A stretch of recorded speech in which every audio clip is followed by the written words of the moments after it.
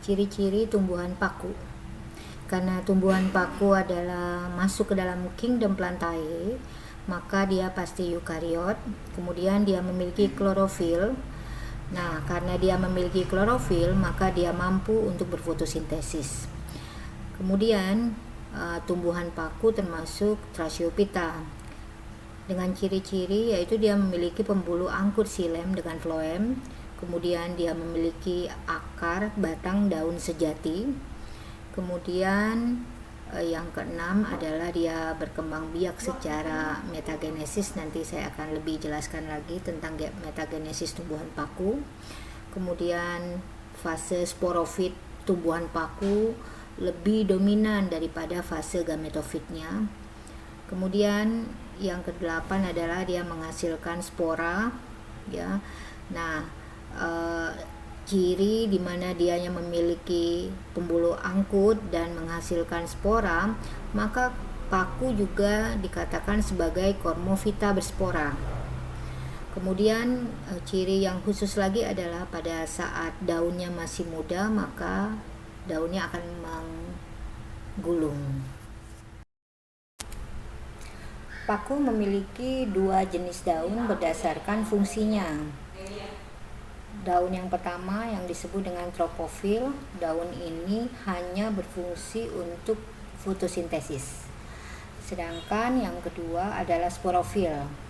Daun ini selain untuk fotosintesis juga bisa menghasilkan spora.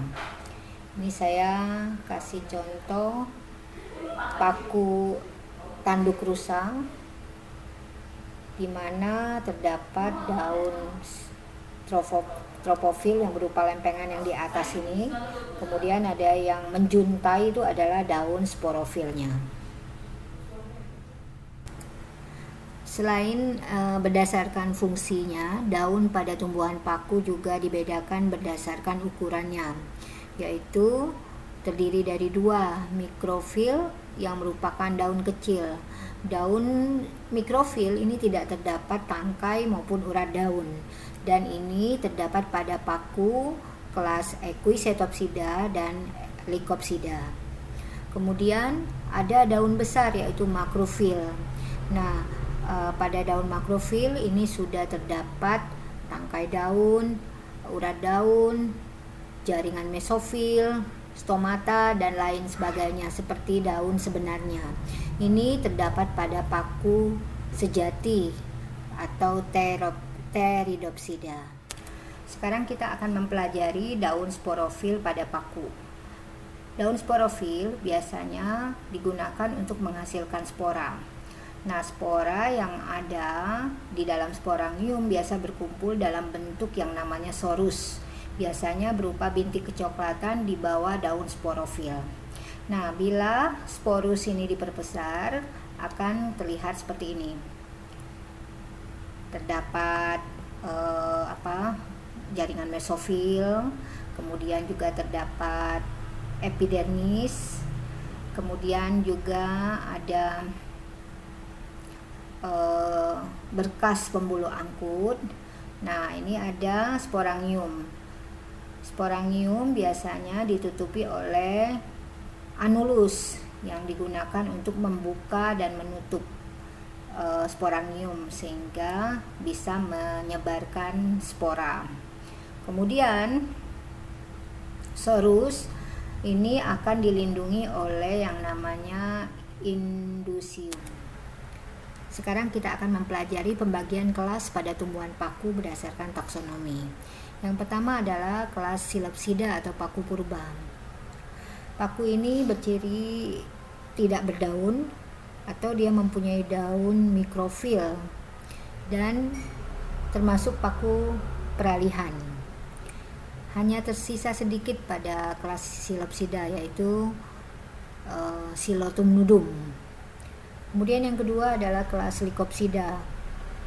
Kelas Lycopsida mempunyai ciri adalah daun kecil atau mikrofil. Sporangiumnya terdapat di ketiak daun yang membentuk kerucut atau yang disebut dengan strobilus.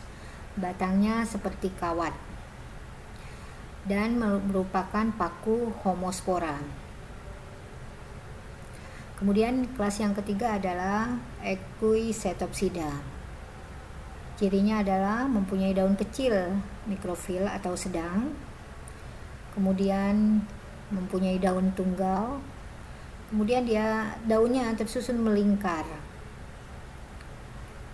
Sporangiumnya terdapat di dalam strobilus yang terdapat di ujung batangnya. Kemudian ada kelas Pteropsida atau paku sejati. Ini yang sering kita lihat atau yang sering kita sebut dengan pakis. Ciri-cirinya adalah daunnya adalah daun makrofil, kemudian daun yang masih muda akan menggulung, mempunyai akar serabut, kemudian sporangiumnya terdapat pada daun sporofil.